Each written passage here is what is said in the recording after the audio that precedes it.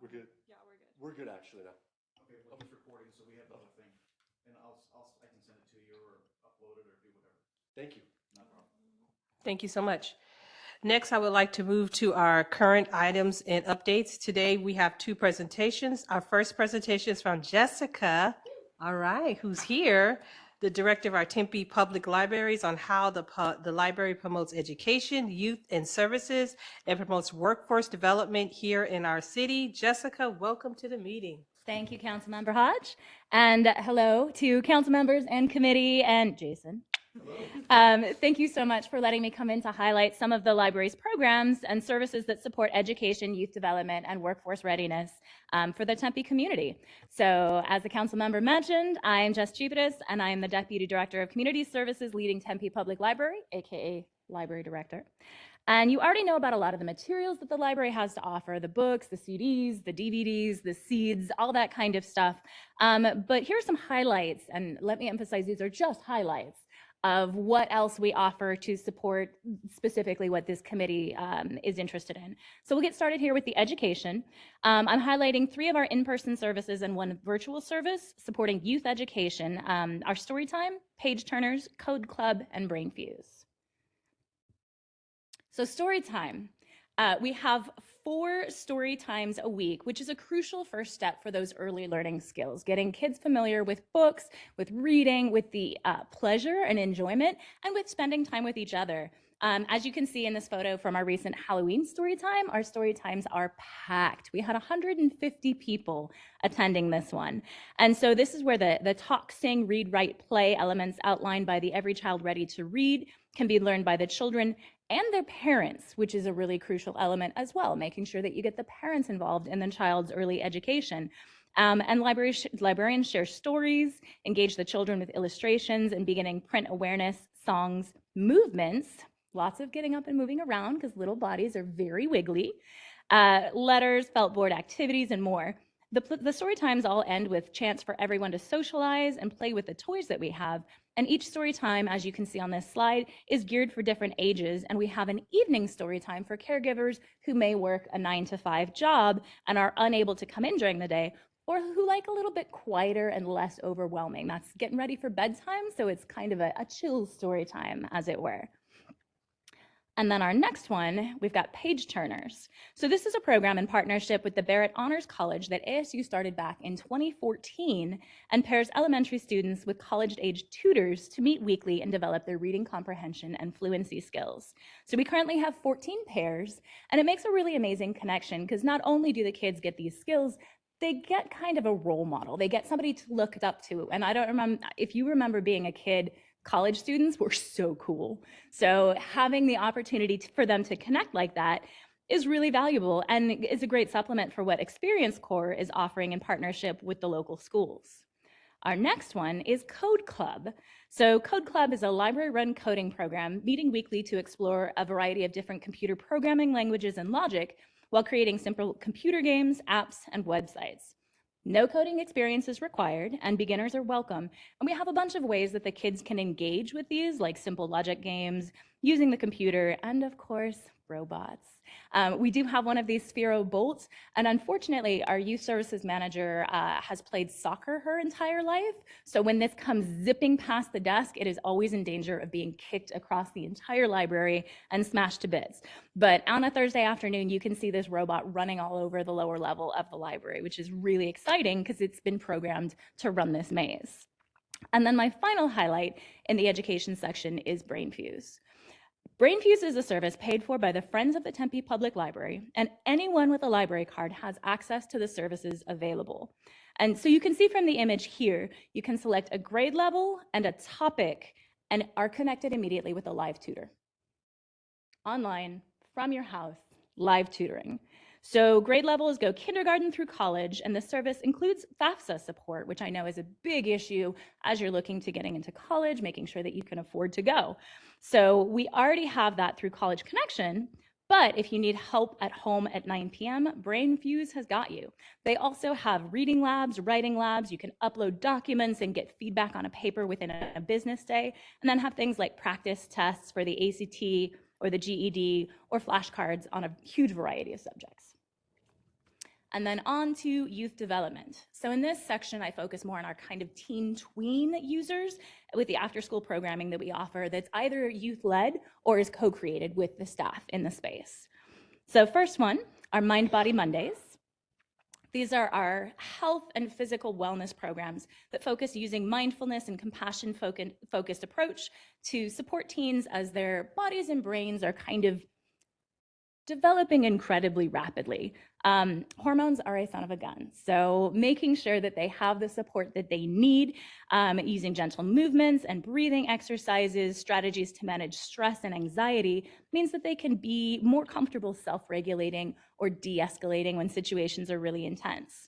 And then Create Thursdays are our teen-led pop-up maker spaces where teens can use one or more of our STEAM kits in the library, like button making, robotics. We have a sewing machine, cameras, circuitry, screen printing. There's all sorts of things. And so teens can either work on their own, they can work in a group, or they can offer peer instruction. And that leadership opportunity is something I'm going to talk about a little bit later. Next to that, we have Game On. This is a pretty standard offering in most libraries. A lot of libraries have video gaming programs, and they're fun, but they're also a way to safely take risks. They practice cooperative learning. They build teamwork and decision-making and strategic thinking based on the game. Seems like a lot from a video game, but it's true. It's also the chance for the youth to be the expert. Often, kids get a lot of instruction from adults all day, every day, from their parents, from their teachers, from random adults on the street who have an opinion. And so this is a chance for them to be the expert, to explain to the library staff how to play the game or how to get better at things. And younger kids can teach older kids. And then finally in this section is the Lego Lab, which supports collaborative and cooperative work, the basics of engineering, pattern recognition, and for some of the kits, the ability to follow directions, which cannot be underestimated as you move forward into the workforce. And just for fun, the name Lego is an abbreviation of two Danish words, leggot, which means play well. This is what librarians are like, I tell you. And then if you can scroll through these two, I already went through them, I'm so sorry, I should have said. So last one, workforce readiness. This will finish out our sampler of offerings, and I want to emphasize that College Connect is in our space. It's another department, but people assume it belongs to the library because it's at the library. So I will highlight what they do, but I won't go into great detail. So our first one here, our teen volunteer program is extremely robust. We have a teen services specialist who started her library career as a teen volunteer. And it shows in the way that she works with our teen community. And so she's carried that love forward into creating that experience. And we encourage the teens to volunteer in ways that are meaningful to them. Some help with program preparation, some help with support for the little ones, some lead programming they're interested in, some provide service with the collection. Our teen staff are kind of willing to get that customized experience for each volunteer. We have a young woman who has been volunteering with us for years now, and as she develops, she has decided she wants to get a library degree, so she will shadow programming, or she'll come to a staff meeting and learn about what's happening, and that kind of opportunity is really invaluable. And they also tend to get hired on as part-time staff. Alex Chin started as a library volunteer, so he gets around. And as you might know, summer reading is a huge program in libraries every year. And during the month of June, we had 50 teen volunteers supporting our sign-up and programming with a 528 hours of service in June. So huge number of teens spending time in the library by choice. And that, for me, is really exciting. And they also partner with the citywide volunteer programming and offer opportunities for teens outside the library. So the next one, Rocket Languages, free language learning service with 14 different languages offered, including both English and English for Spanish speakers, which is a big need in the state of Arizona. Modules are interactive with visuals and audio and include language and culture sections that help people get familiar with the culture that surrounds the language that they're learning. So I messed around with it a little bit just to kind of feel it out and see what the language is like. And it's really interesting and immersive. And it's not just, you're going to learn some stock phrases and best of luck using those when you get wherever you're going. But there's a survival kit as well. So phrases for things like meals, days and times, and life in the city. You get to see it, say it, write it, get feedback on your pronunciation, which can be crucial when you're asking for something that you need. And then you can use it at your own speed and as often as you like. And then the next one, I'll just touch on the college and career section since, like I said, I'm not the expert. We have education, career, and family services colleagues who are. But we have a public-facing college and career center on our main floor where College Connect is operated, and Carter Ellis from Arizona at Work has his office. If you have not yet encountered Carter, I strongly recommend taking some time. He meets folks at any stage in their job search and connects them with resources and opportunities, helps with resumes, offers interview practice, and more than that. We're able to get the folks onto the public computers with their library card so they can take the time they need to develop resumes, sign up for an email address, fill out online applications, whatever else it is they need, they can do it at the library. And the last one, we have BrainFuse, round 2. So BrainFuse is not just one-on-one tutoring for young folks. It is also job support. So Carter is just one man in one place at a time, but BrainFuse is always available. So you can get, like the free online tutoring, you can get free one-on-one job coaching. There are resume templates. You can get live resume coaching, job skills matching, job finding resources, skills training, and more. You can use this at the library. You can use this from home. Again, all of these resources are free. So to close out, 2 of my 3 goals for Tempe Public Library is to have a library card in every resident's hand, and to be the first place our community thinks of when they have a question or they need an answer. So these are genuinely just highlights of some of the resources that we have that I thought would be really interesting for this committee, supporting education, youth development, and workforce readiness. And we have even more than that, so stop by the library. And thank you so much for letting me present. And I'm happy to answer any questions if there are any. Yes, I do have a couple. And thank you. Your presentation was phenomenal. I've grew up going to that library. That was my library from a child. I remember starting kindergarten, and that was the first place I went to, was the Tempe Library too, for a field trip. So I love it. I'm excited to be a part of helping it continue and to grow. What my question is on all of it, how does the community get involved in the library skills? I know that you have a rebus for the teenagers, but there's a lot of seniors, there's a lot of people who just want to get involved. And how do they get involved, and what avenues would they need? Is there, because I know in the schools they have to be fingerprinted. Is it fingerprinting in the library? So what is the process? So if anybody's listening who wants to get involved and volunteer, how can they do that? We have on our library website a contact us form. If they fill that out and connect with us, they can get involved, and we can find what volunteer opportunities. Most of our volunteer opportunities for adults are things like shelving or shelf cleaning. We have a lot of volunteer programmers who come in and do guest programs. Dr. Dwayne Rowan is an amazing programmer who offers a ton of writing programs for us. But if you have a skill or you have an interest, let us know, and we'll find a way to make it happen in the library, because that's our greatest joy. But we don't require fingerprinting because we don't have any volunteer adults working with children at this time. All right, so if they wanted to come in and read, is that something they can do too? Because I know a lot of retired teachers, they talk about coming in and volunteering, reading and doing that. So is that something I can put on the website for my retired, because I do work with my retired teachers in my district, and I would like to put out there that we do have opportunities for them to do things at the library. Is that okay? Absolutely. You can share that there are opportunities, and also maybe nudge them toward Experience Corps if they're looking to read with kids, because that is super valuable and really exciting. But we're always looking for new ways to connect with our community. In a previous library system, we did something called Grandparents in Books, where there would be older adults who'd be willing to be read to by kids that they did have to be fingerprinted for, and have the opportunity, just like we do Read to a Dog. It's somebody who's not going to judge you for your reading skills. And so having that opportunity with an older adult, or in some cases a dog, is a really, really fun way for people to connect and kids to get comfortable. My second thing is, how do you advertise? And it's a 2-part to that. So how do you advertise? Because there's so many great opportunities, and a lot of people haven't heard of it. So I know that if they don't go on the website, there's people who don't go on the website. Is there any other way we can advertise? And as council members, as myself and Councilmember Keating, how can we help to promote?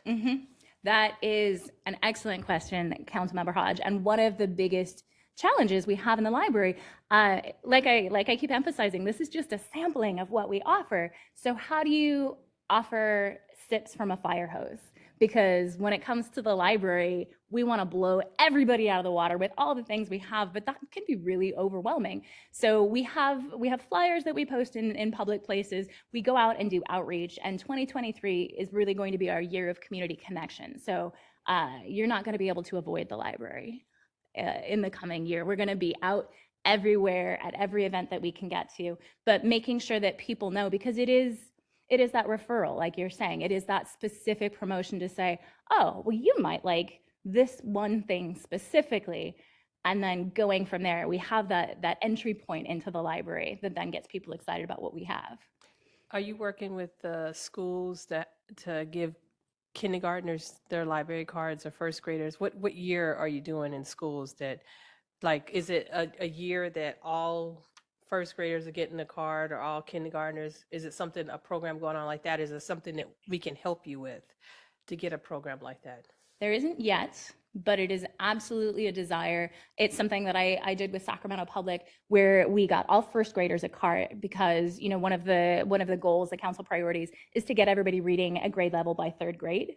So if you can get a library card a couple years before that, so that you have that access to additional materials and resources and things like that. So any suggestions you have there, council member, I'm on board, because I want to get in on it. I do have several suggestions, so we'll have to meet at a different time and talk about them, because I do have a strong connection in the schools, both Kyrene, Tempe L, and Tempe Union. And we'd love to get that program started, and something we can continue on. It's something that will work, that these kids know in first grade. Right. They will get a card. Right. So, and make it sustainable. Because that opportunity to, especially because we have the art cards right now, to pick something that they want, that is theirs, that they can check out these items and take them home. Or if their parents aren't comfortable with physical materials, you can download ebooks and read them that way. Ebooks can't get damaged. Ebooks, the library version, don't get dropped in the bath. If you drop your iPad in the bath, that's on you, but it doesn't damage the book. And since the library went fine-free, we don't worry about things being out too long. Yeah, that is great.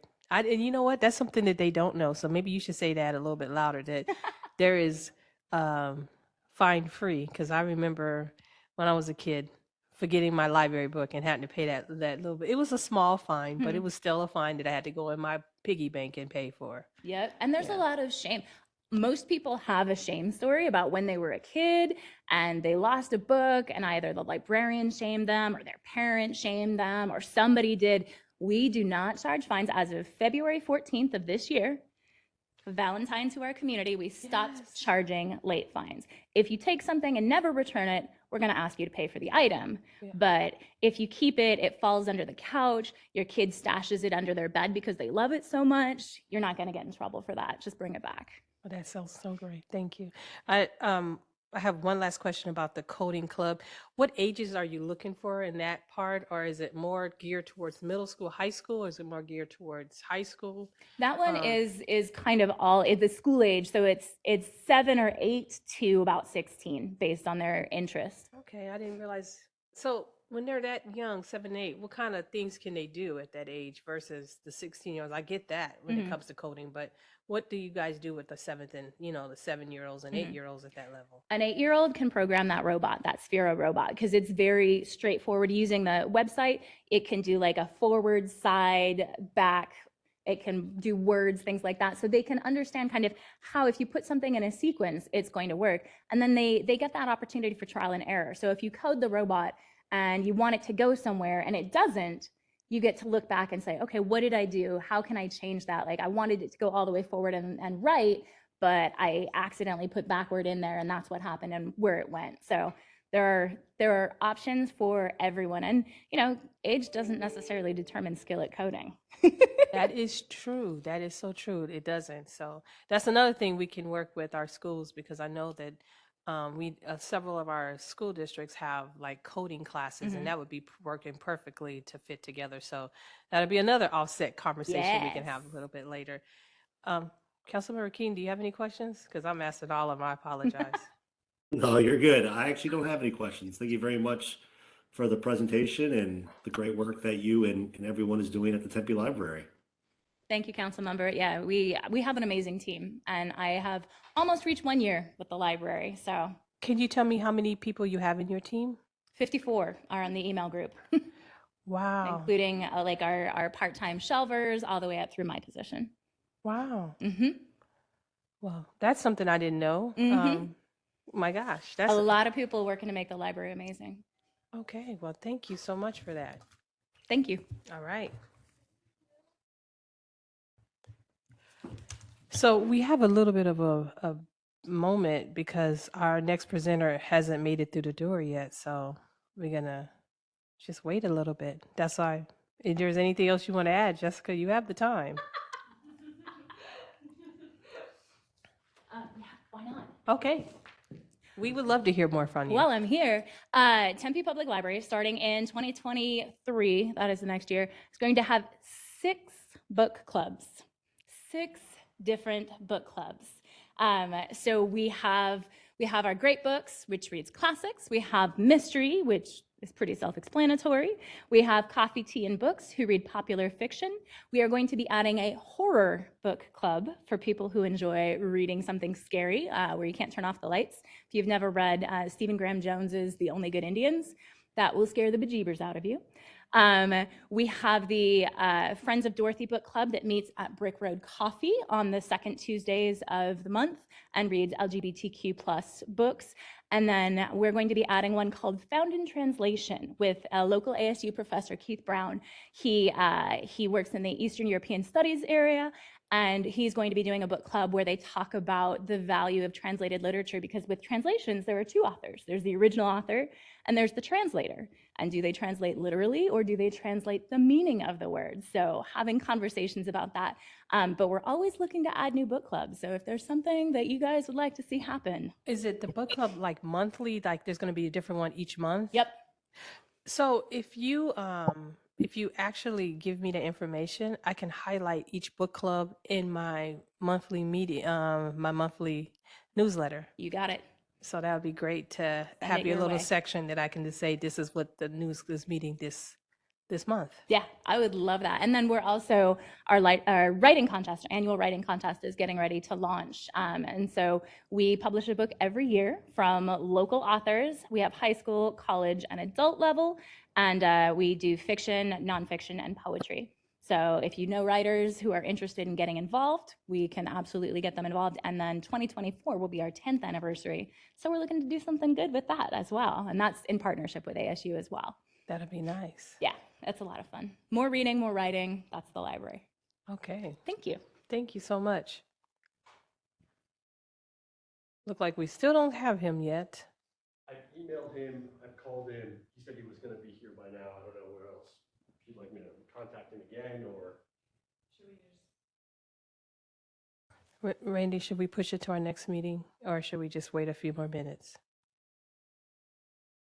It doesn't matter to me. I'm fine to wait a little bit or.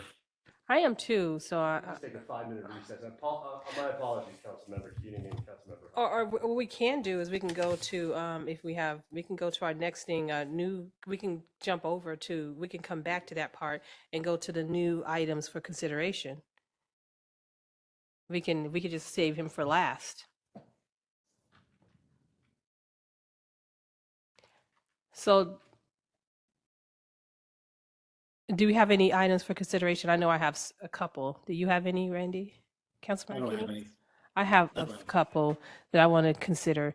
Since with Jessica's beautiful presentation coming up with the library, I would love to bring the superintendents back again. Because we were going to have them at the beginning of the year, but things got kind of busy, and let them give us an idea of what's going on, from K through 12th grade. And even maybe Jessica, you can come back in and have that, you can be there for that conversation, but I would love to bring them back to our next meeting. Sure.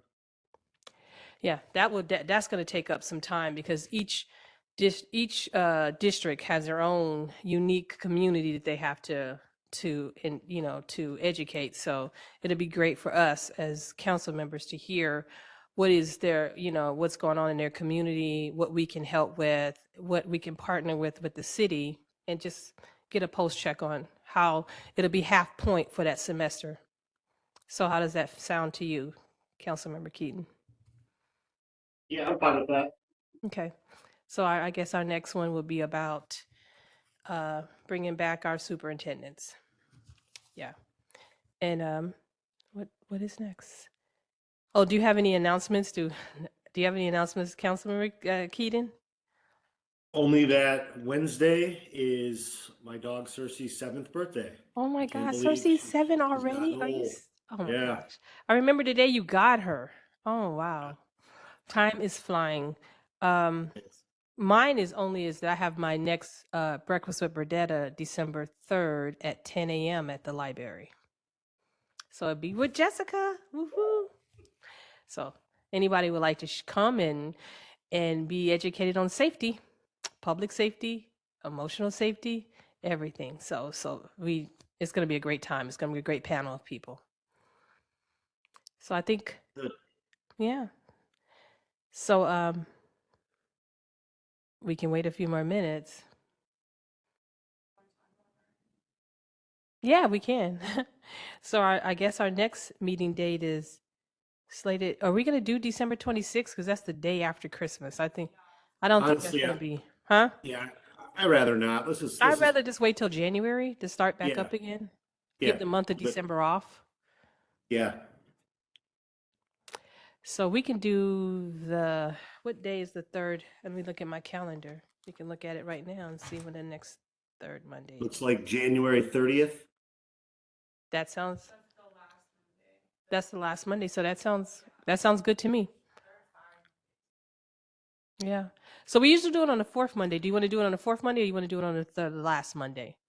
I say this is the last Monday. Okay. Well, we can do January 30th. That'll be our next meeting, January 30th. Okay. So We yeah, let's we just adjourn, but we're we can always have the chamber just reschedule. I guess they must have gotten their wires crossed at some point. yeah. So I know one of them has childcare obligations this afternoon. okay. So I believe that's where they are. So we can actually push the chamber one to the January 30th along with our superintendents. It'll be a nice full pack one for January. All right. Okay, I guess that is there's no other questions. Thank you for your presentation. You did a phenomenal job today, and I move to adjourn. Ready? We'll see you tomorrow. All right, thank you. See you tomorrow. Bye. Bye bye.